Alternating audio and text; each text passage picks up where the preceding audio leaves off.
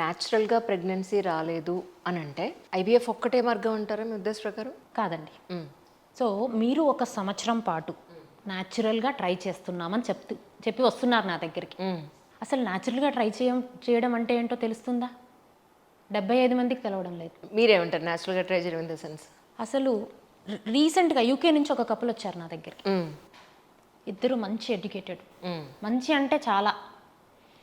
So వచ్చి నా దగ్గరికి వచ్చి కూర్చొని ఏడుస్తోంది అమ్మాయి. ఏంటమ్మా అంటే 4 సంవత్సరాలు అయింది పెళ్ళి, ప్రెగ్నెన్సీ రాలేదు. ఒక గైనకాలజిస్ట్ దగ్గరికి వెళ్ళారు, గైనకాలజిస్ట్ దగ్గర నుంచి ఫర్టిలిటీ స్పెషలిస్ట్కి రిఫర్ చేశారు.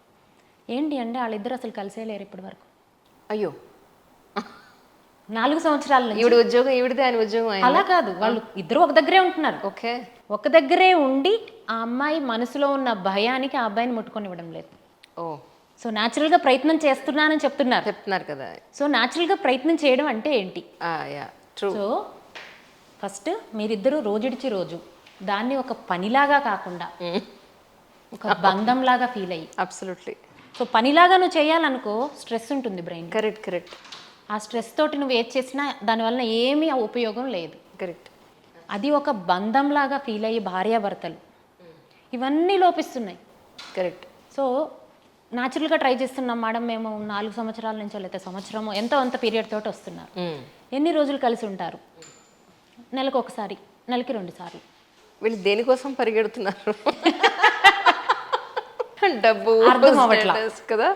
నిజంగా అండి. అంటే ఫస్ట్ ఒకటి ఏంటి అంటే అవేర్నెస్ లేకపోవడం. ఎంత చదువుకున్నా కూడా మన ఎడ్యుకేషన్ సిస్టంలో ఇంటిమేట్ హెల్త్ కానీ, సో బేసిక్గా రిప్రొడక్టివ్ సిస్టమ్ మీద ఉండే నాలెడ్జ్ కానీ మనం ఇంకల్కేట్ చేయట్లేదు పిల్లల్లో. సో దాన్ని వక్రీకరించి ఎటో తీసుకొని వెళ్తున్నాం, కానీ ఇది కూడా వీళ్ళకి అవసరం అని చెప్పట్లా. అవును, పెళ్లి చేసి పంపిస్తున్నాం. ఈవెన్ లేట్ 90s కూడా ఆ లాస్ట్ పేజ్లో ఉండే ఆ సైన్స్ పేజ్ మాకు ఎక్స్ప్లెయిన్ చేసేవాళ్ళు కదా 10th క్లాస్లో. ఇది మీరే చదువుకోండి అనేవాళ్ళు. సో ఆ నాలెడ్జే లేకపోతే, వాళ్ళకి రోజుడిచి రోజు కలిసి ఉండాలని తెలియకపోతే నేను న్యాచురల్గా ట్రై చేస్తున్నా, ఎందుకు రావట్లేదనే క్వశ్చన్కే మనం ఒక అరగంట సేపు చెప్పొచ్చు. అవును, ట్రూ. సో మీరు కలిసి ఉండట్లేదా? ఎలా కలిసి ఉంటున్నాం? ఎన్ని రోజులకు ఒకసారి, నెలకు ఒకసారి, వారానికి ఒకసారి సరిపోదు. భార్యాభర్తలు రోజుడిచి రోజు కంపల్సరీ కలిసి ఉండాలి. దీనికి కూడా సైన్స్ ఉంది.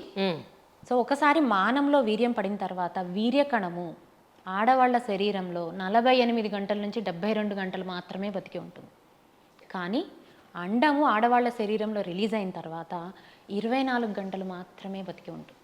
సో కనెక్ట్ అవ్వగలగాలి. ఆ 24 గంటలు వదిలేసి మీరు ఎన్ని సంవత్సరాలు కలిసి ఉన్నా కాన్పు రాదు. సో ఇందుకోసం కంపల్సరీ మీరు రోజుడిచి రోజు కలిసి ఉండాలి. ట్రూ. సో ఫర్టిలిటీ విండో అంటే అండం రిలీజ్ అయ్యే రోజుల్లో మాత్రము యాప్స్ చూసుకొని, బ్లడ్ టెస్ట్ చేసుకొని, యూరిన్ టెస్ట్ చేసుకొని మేము అప్పుడు కలిసి ఉంటాం. సో అది కూడా ఏమైతుంది, స్ట్రెస్ మళ్ళీ అగైన్. అదే కదా, ఈ రోజు కలిసి ఉండాలి. హిందీ సినిమా వచ్చింది ఒకటి తెలుసా మీకు? చెప్పండి. హిందీ సినిమా ఒకటి వచ్చింది, కరీనా కపూర్ అనుకుంటా. ఈ రోజు డాక్టర్ గారు డేట్ చెప్పారు, మీరు రండి ఆఫీస్ నుంచి, ఫాస్ట్గా ఉంటుంది.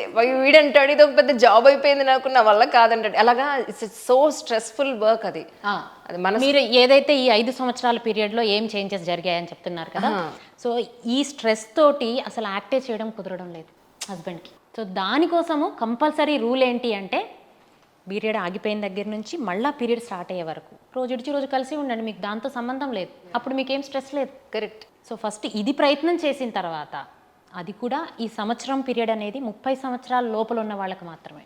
30 సంవత్సరాలు పైబడి నువ్వు పెళ్లి చేసుకొని నార్మల్గా ప్రయత్నం చేయాలి అంటే 6 నెలలు మాత్రమే ప్రయత్నం చేసి, కాలేదు అన్న అప్పుడు జస్ట్ వెళ్ళి ఒక కన్సల్టేషన్.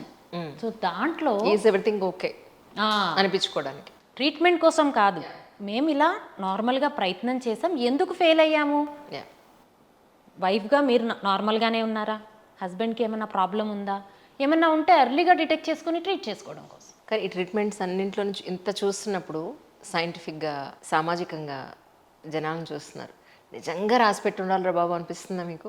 అన్నీ అయిపోయిన తర్వాత ఫలితం రాలేదనుకోండి, చివరికి ఏం చెప్తాము? సైన్స్కి కూడా దొరకలేదు నాకు రీజన్ ఏమి, అదృష్టం మీద వదిలేస్తాం, ఫేట్ అని వదిలేస్తాం. జనరల్గా కొత్తగా పెళ్ళిన తర్వాత ఎంతకాలం పాటు వాళ్ళకి పిల్లలు లేకపోతే దాన్ని డాక్టర్ దగ్గరికి వెళ్ళాల్సిన అవసరం ఉంటుంది? సో ఇందాక చెప్పినట్టే 30 సంవత్సరాల లోపల వాళ్ళైతే రోజుడిచి రోజు కలిసి ఉండి నార్మల్గా ప్రయత్నం చేస్తూ ఏమీ ప్రాబ్లం లేకుండా ఉన్నప్పుడు 1 సంవత్సరం వరకు ప్రయత్నం చేయొచ్చు.